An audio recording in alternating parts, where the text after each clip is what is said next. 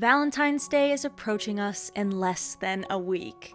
On February 14th, people will celebrate romantic love, friendships, and admiration by sending messages of love and giving gifts such as chocolates, flowers, fine jewelry, and other symbols of affection to their family, friends, and partners. But on February 14th, 1929, while Chicago couples were sporting luxurious furs, sharing nice boxes of chocolates, and sniffing deep red roses, 7 Chicago North Side gang members were lined up in a Lincoln Park garage and executed, resulting in the most infamous mob hit in history. All of this was due to a battle of organized crime during the Prohibition era. I mean, champagne bottles weren't popping on Valentine's Day, but Al Capone was popping a cap in some North Side gang members' asses. Exactly. Nice. My name is Kayla, and this is Cauldron Convos, baby. I'm not even going to mention the smoke machine. Next week. Next week, we will be back in our old studio. I know this is kind of dreary and bleak, but we will be back. We'll decorate it some holiday. I don't know. I guess it'll be too late for Valentine's Day. Whatever. Easter, baby. Easter? That Peter isn't Rabbit's there like coming. another random holiday? Mardi Gras. If you missed last week's episode, we introduced our Lord Savior Xenu. Welcome, Xenu, the producer. Thank you, thank you. Happy Valentine's Day, by the way, to all of you guys. If you don't have a lover, no worries. Love yourself. Honestly, that's like the best kind of love to give. Yourself. Wish your girlfriend Rosie Palm a wonderful Valentine's Day. I'm still working on the self-love thing, but we'll get there. Maybe the next Valentine's Day.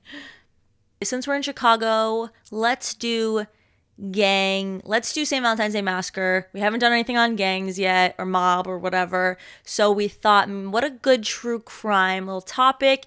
And because we are in Chicago, we even went to the site of the massacre for you guys. So hold on, don't get too ahead of yourselves. We'll put it later on in the podcast, but we do go to the site, and I might be taunting the ghosts. Taunting the ghost. Taunting the North Side Who's gang. haunting who, bitch? But before we get any further into this video, I just wanted to ask you guys to please consider subscribing to this channel if you aren't already, because we post videos every single week here on the spine-chilling, paranormal, true crime, conspiracy topics that you definitely want to hear, you don't want to miss. We are here to entertain you, to educate you, to kind of make you laugh sometimes. Also, quick reminder, the competition is still going.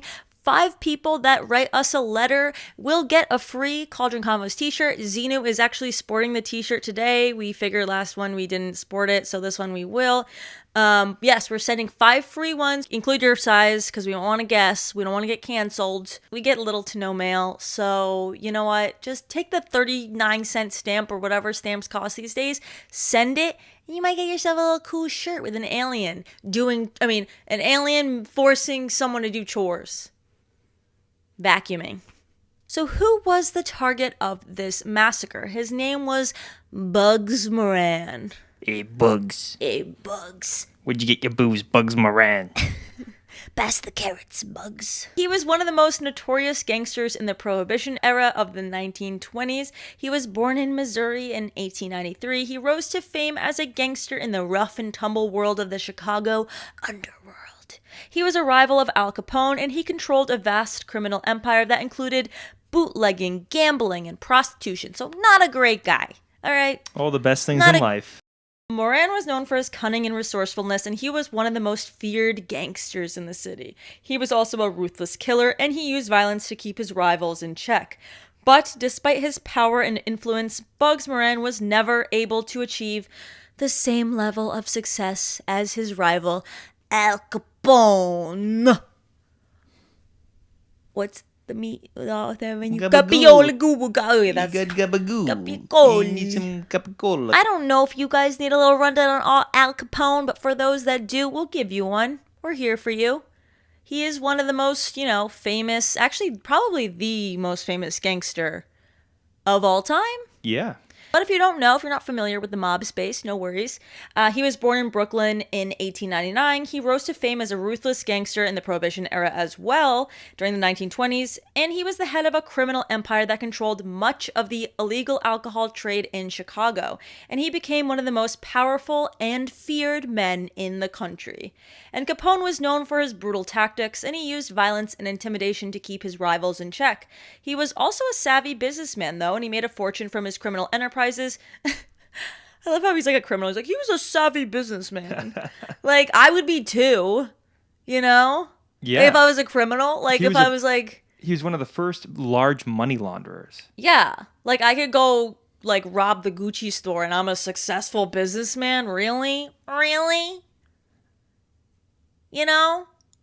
He made a fortune from his criminal enterprises, building a vast network of speakeasies, brothels, and gambling dens that dominated the city's bad-to-the-bone nightlife. Despite his power and influence, Capone was eventually brought down by the law. He was arrested and convicted on tax evasion charges in 1931, and he served 7 years in prison before being released due to his declining health. He died in 1947 at the age of 48, so unrelated, but we just wanted to give a little wrap up on Al Capone's life. He died from syphilis, which is kind of tragic, and it was featured in the 2020 film Capone. But it's interesting because he was also just like a very brutal criminal, but he was a family man, a loving family man. He also donated to a bunch of charities, so it's like, even though he's like evading taxes, he's like, it's crazy. Philanthropic, you know? I mean, and he opened up soup kitchens all around Chicago, and he was kind of seen as a Robin Hood-esque character. Cool. Although he was a bad man. Bad man. Bad man.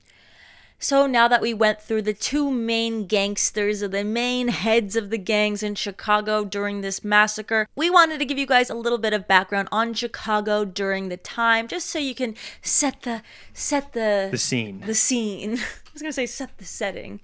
Is that why it's called set? Yes. Okay. So now from 1924 to 1930, the city of Chicago gained a reputation for lawlessness and violence, something that it still has today, which was most likely due to Al Capone and his presence and being there and his reign as the leader of the Chicago outfit, which is sometimes referred to as the Chicago Mafia, Chicago Mob, South Side Gang. There are a bunch of other, terms, slang, lingo, probably some secret lingo too. I don't even want to talk about it, actually, because I think this mob still exists, so. Less is more.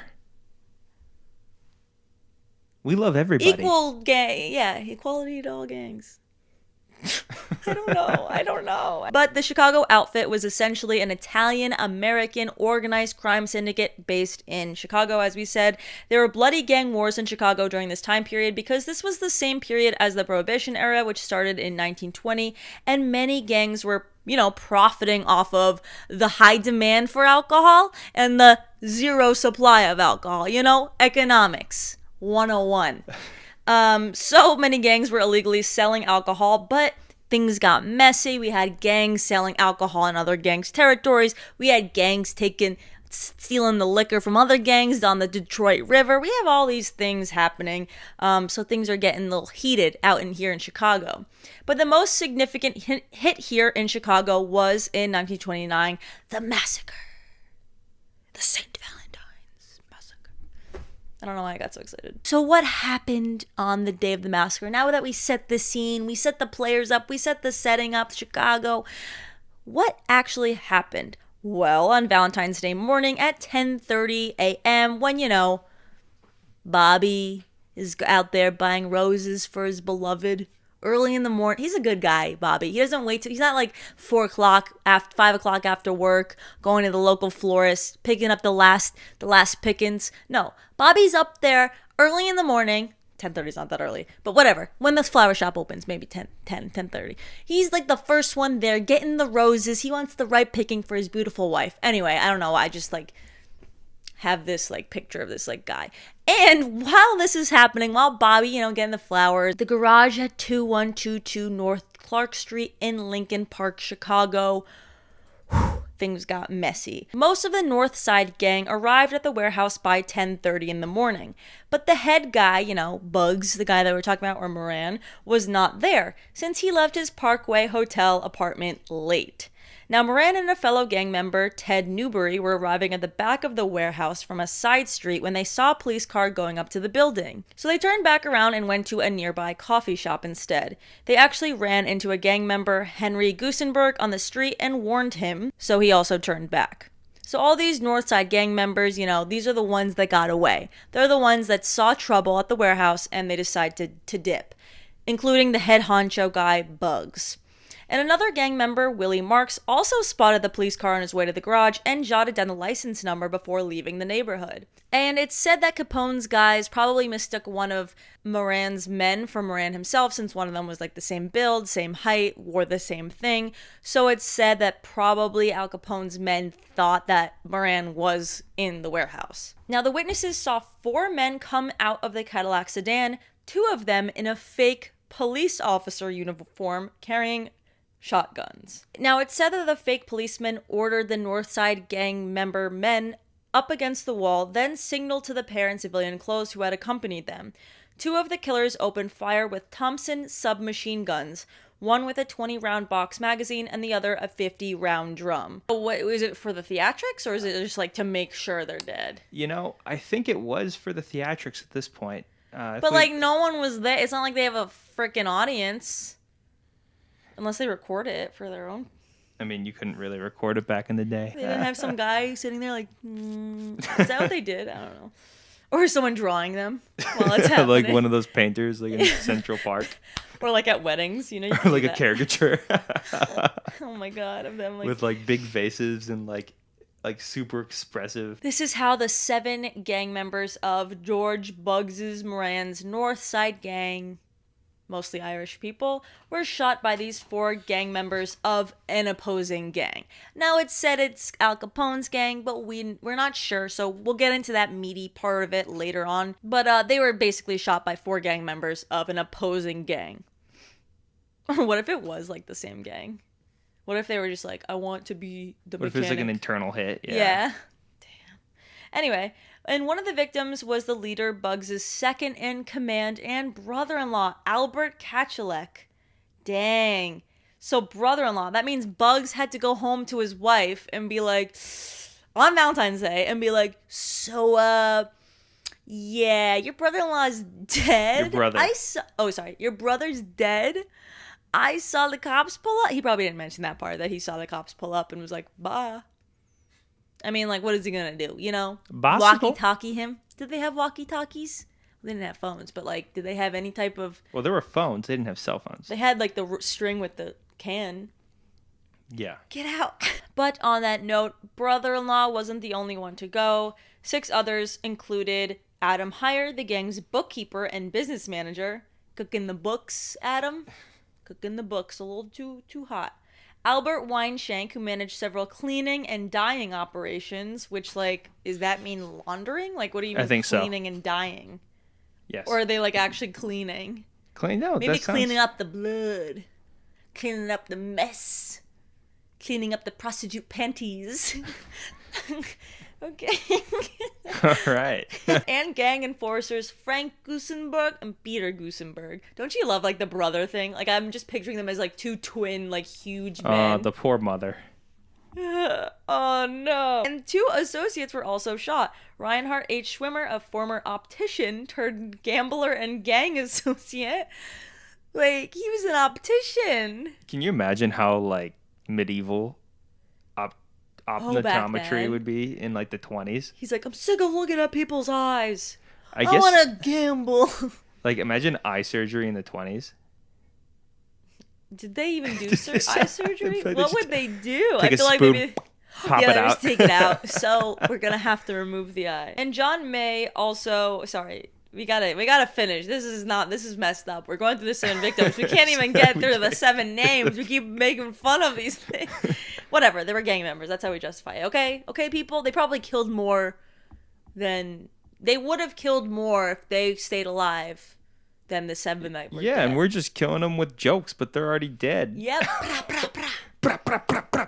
And lastly, John May, an occasional mechanic for the gang. Yeah. Like, occasional? Like, who was the main one? Why was the occasional one there? Now, this is one of the victims I feel bad for. Just a mechanic.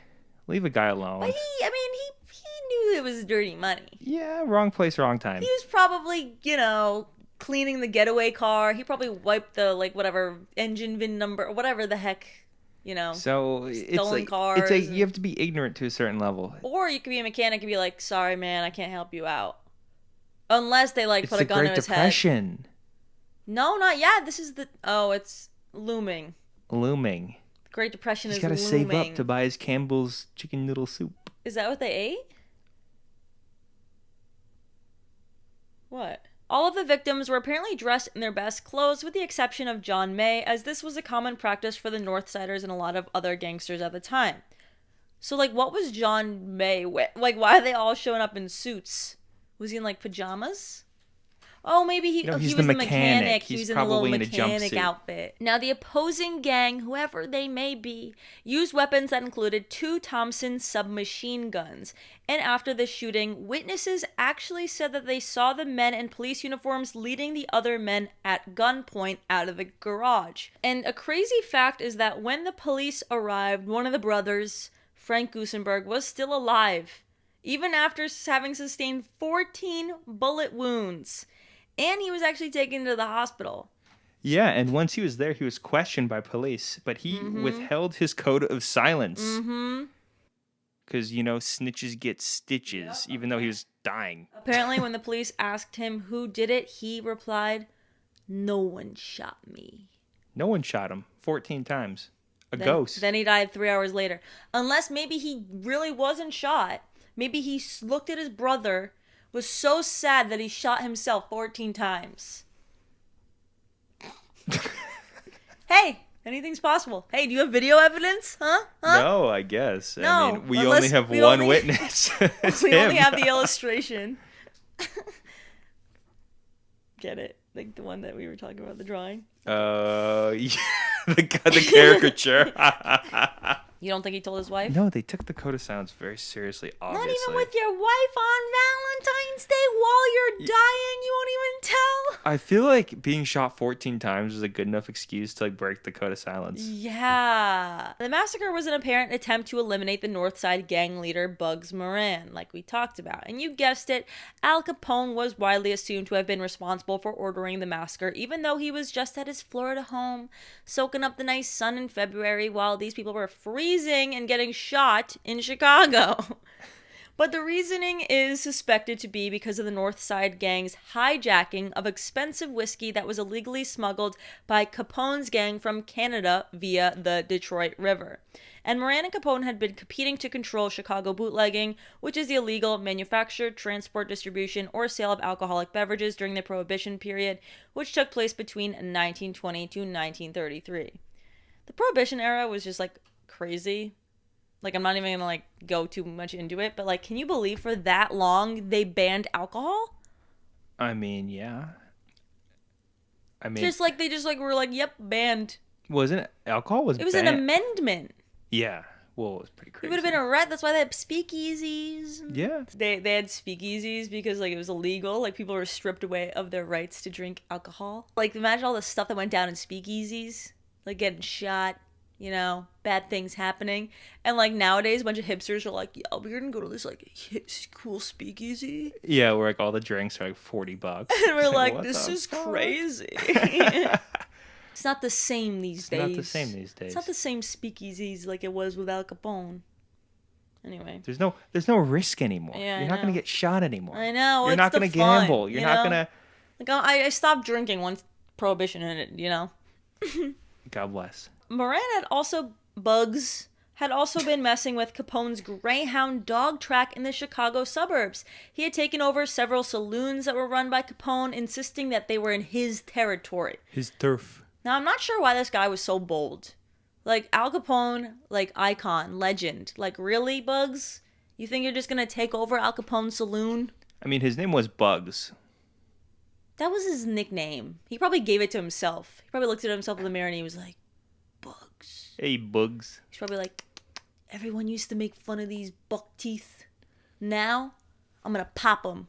And they're gonna see who I really am. Bugs, mob, Northside leader. Or he just squishes everyone and it's an ironic play on the name. Squishes? Oh, like a bug. He squishes them. I mean, is that how I kill bugs? A little bit earlier in that year, Frank Gusenberg and his brother Peter that were killed in this massacre unsuccessfully tried to murder Jack McGurn, who was an Al Capone guy.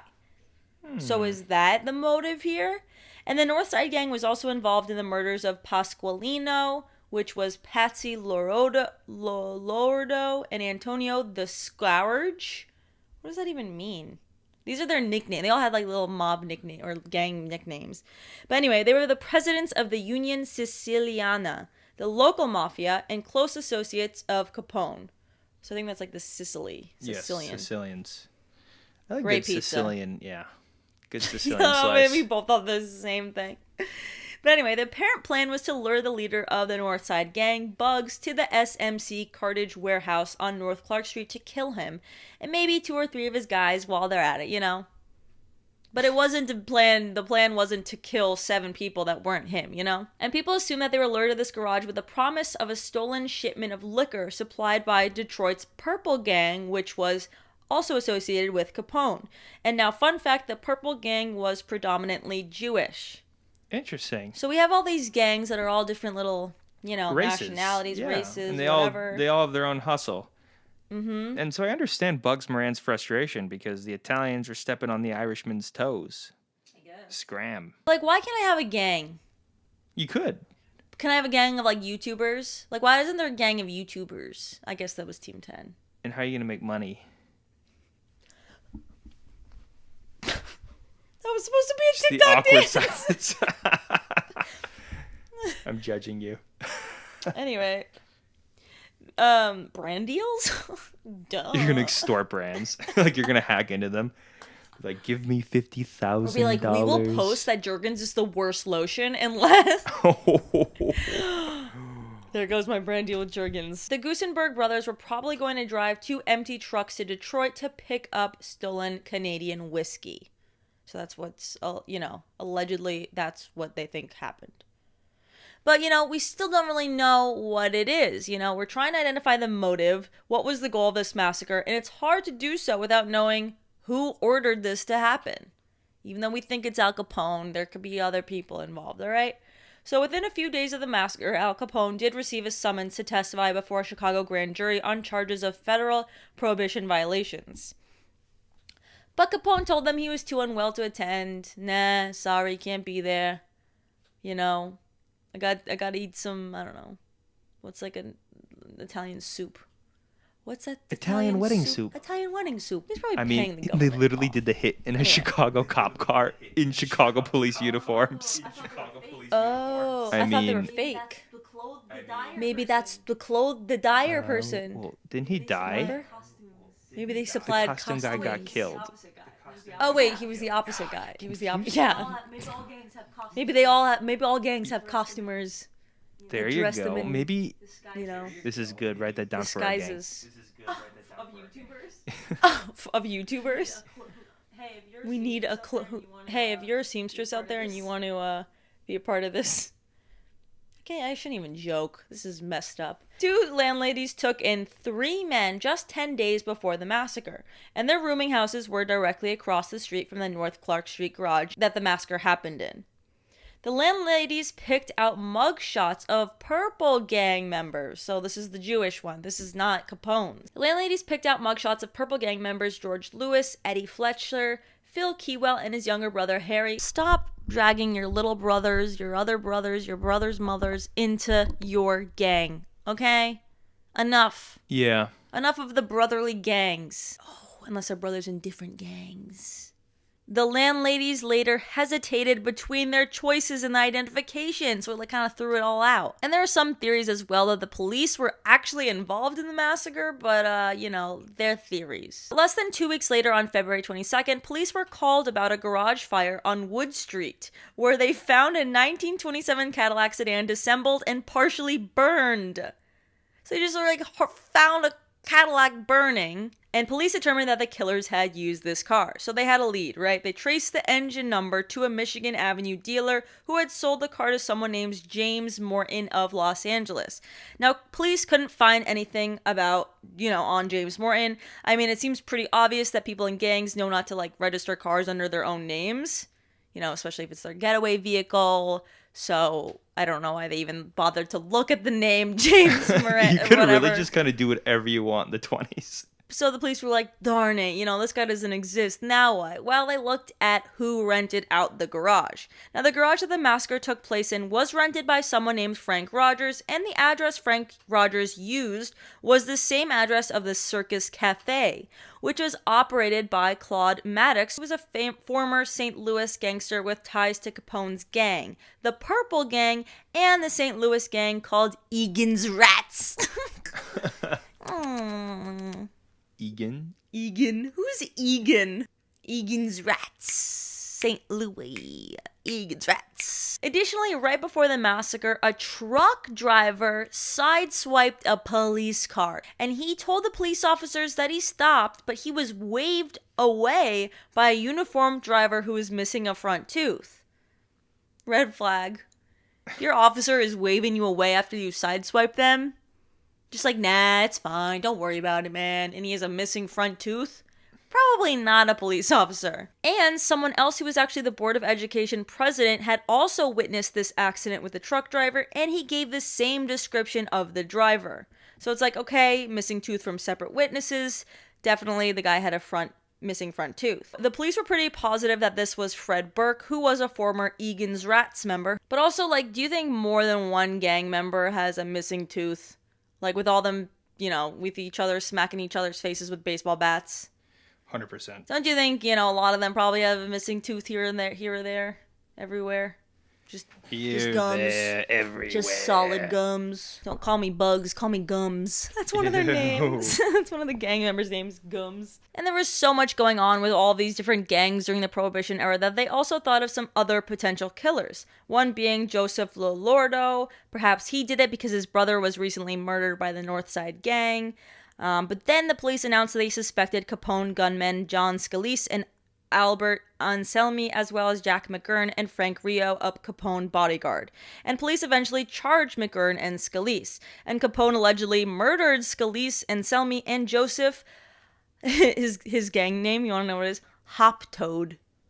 Hop-Toad? Hop-Toad. Like a toad. I like that. Like a frog, but a toad. Hop-Toad? That's not badass. Well, neither is Egan's Rats. Or Bugs. Or, what are the other names? Gums. That's mine. In May 1929, after he learned about their plan to kill him.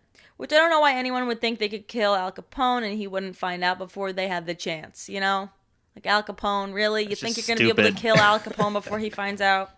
He has people everywhere. He got Egan's Rats running around. He got the Purple Gang members up and down the Detroit River. The only one he doesn't have is the North Side. But the police did end up dropping the charges against Jack McGurn because of a lack of evidence. But the case didn't have much going on until December 14th, 1929, when a Michigan Sheriff's Department raided the St. Joseph, Michigan bungalow of Frederick Dane, the registered owner of a vehicle driven by Fred Killer Burke. That was his name. Killer. That was his nickname. See, that one's a good one. Not Toad Hopper. Hopper Toads. Frogger. Whatever that guy's name was. And Burke had been drinking that night, then rear-ended another vehicle and drove off. A patrolman hopped onto the running board of Burke's car, but he was shot 3 times and died of his wounds that night. The car was found wrecked and abandoned just outside St. Joseph and traced to Fred Dane. By this time, police photos confirmed that Dane was in fact Fred Burke, wanted by the Chicago police for his participation in the St. Valentine's Day Massacre. Police raided Burke's bungalow and found a large trunk containing a bulletproof vest, almost 300... Also, what was a bulletproof vest in 1929? Was it potatoes stuffed in a vest? I don't know. Maybe the clothing person also made those. Anyway, he had almost $320,000 in bonds recently stolen from a Wisconsin bank, 2 Thompson submachine guns, pistols, 2 shotguns, and thousands of rounds of ammo. St. Joseph authorities immediately notified the Chicago police, who requested both of the machine guns. They also discovered that one of the guns had also been used to murder New York mobster Frankie Yale a year and a half earlier. Unfortunately, no further concrete evidence surfaced in the massacre case. Burke was captured over a year later on a Missouri farm, though. It took over a year. He was on a farm in Missouri, just living his best life, selling those bonds. Actually, his bonds were probably taken. I wonder what they did with those. Gave them back? I don't know. Or does the government just, like, seize it? Probably. He was tried in Michigan and subsequently sentenced to life imprisonment. He died in prison in 1940. Damn, he almost got away on that Missouri farm. Hate to see it, yeah. At least he had a good year with, like, cows and pigs. Yeah, hopefully it was relaxing. Hopefully it was peaceful. On January 8th, 1935, FBI agents surrounded a Chicago apartment building looking for the remaining members of the Barker Gang. Here's another gang going on. Barker Gang. A brief shootout erupted, resulting in the death of a bank robber, Russell Gibson. Taken into custody were Doc Barker, Byron, and 2 women. Bolton was a Navy machine gunner and associate of Egan's Rats, and he had been the valet of Chicago hitman Fred Goetz. Bolton was privy to many of the Barker gang's crimes. Bolton said he took part in the St. Valentine's Day Massacre with Goetz, Fred Burke, and several others. The FBI had no jurisdiction in his state murder case, so they kept Bolton's revelations confidential until the Chicago American newspaper reported a second-hand version of his confession. The newspaper declared that the crime had been solved despite being stonewalled by Edgar Hoover and the FBI, who did not want any part of the massacre case. Bolton, it was reported, said that the plan to murder Bugs Moran had been plotted in October or November 1928 in Wisconsin resort owned by Fred Goetz. Present at this meeting were Goetz, Al Capone, Frank Nitti, Fred Burke, Gus Winkler, Louis Champagne, Daniel Saratella, William, whatever, and Bolton. The men stayed 2 or 3 weeks hunting and fishing when they were not planning the murder of their enemies. Bolton gave an account of the massacre different from the one generally told by historians, though. He said that he saw only plainclothes men exit the Cadillac and go into the garage. This indicates that there might have been a second car which were used by the killers. Bolton said that he had mistaken one of Moran's men to be Moran, after which he telephoned the signal to the Circus Cafe. The killers had expected to kill Moran and 2 or 3 of his men, but they were unexpectedly confronted with 7 men. They simply decided to kill them all and get out fast. Bolton said that Capone was furious with him for his mistake and the resulting police pressure and threatened to kill him, only to be dissuaded by Fred. His claims were corroborated by Gus Winkler's widow, Georgette, in an official FBI statement and in her memoirs, which were published in a 4-part series in a True Detective magazine during the winter of 1935 to 1936. She revealed that her husband and his friends had formed a special crew used by Capone for high-risk jobs. The mob boss was said to have trusted them implicitly and nicknamed them the American Boys. Bolton's statements were also backed up by William Drury, a Chicago detective who had stayed on the massacre case long after everyone else had given up. Bank robber Alvin Karpus later said to have heard secondhand from Ray Nugent about the massacre and that the American Boys were paid a collective salary of $2,000 a week plus bonuses. Karpus also said that Capone had told him while they were in Alcatraz together that Goetz had been the actual planner of the massacre. Despite Byron Bolton's statements, no action was taken by the FBI. All of the men whom he named were dead by 1935, with the exception of Burke and Maddox. Historians to this day are still divided on whether or not the American Boys committed the St. Valentine's Day Massacre, so let me know in the comments. Do you think the American Boys did it? Who do you think did it? It's kind of confusing. It's a lot. There's a lot of players involved, but that's what happens when you're dealing with gangs. Multiple. During the Prohibition era. So what is the site now? Right? What is this, is the garage still there? Over the years, the building underwent various renovations and changes, but it remained largely intact until the 1990s when it was demolished to make way for a high-rise condominium building, which is now a nursing home. Some pieces of memorabilia and artifacts from the building, such as tiles and bricks, may have been kept by local residents or collectors, but it is unknown for certain if any of the original bricks from the building still exists. About 60 bricks from the building were collected by a Canadian man who built a replica wall in the bathroom of his bar, which is kind of weird, like a bathroom? Yeah, you would think you'd want to put that on display. Or like the behind the bar. So this bar ended up failing. Probably because he put it in the bathroom. Those bricks were distributed and sold, said to have been sold to collectors all over the world.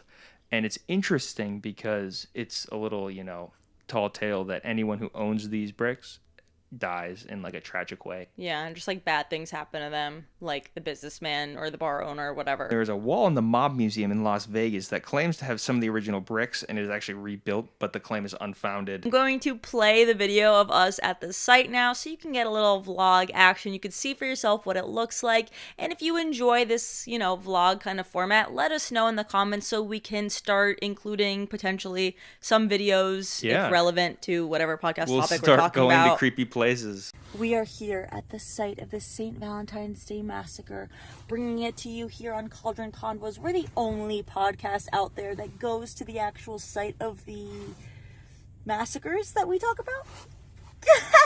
That's not good. But let's go out and try to talk to him. St. Valentine's Day Massacre. The killings happened near the tree.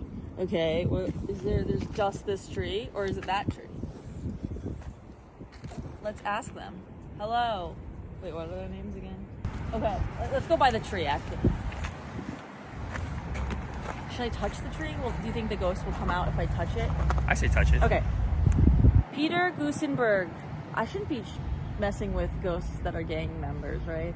Whatever. You're cool. You know, we don't like what they did to you. We don't like what Al Capone allegedly did to you, right? I mean, that's messed up.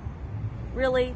Dressing up as a fake police officer, that's low. Like, at least have the, do a shootout, give them a chance. It's a war crime, technically. It's a war crime. Albert Kachalak, Adam Heyer, Reinhard Schwimmer, Albert Weinshank, and John May.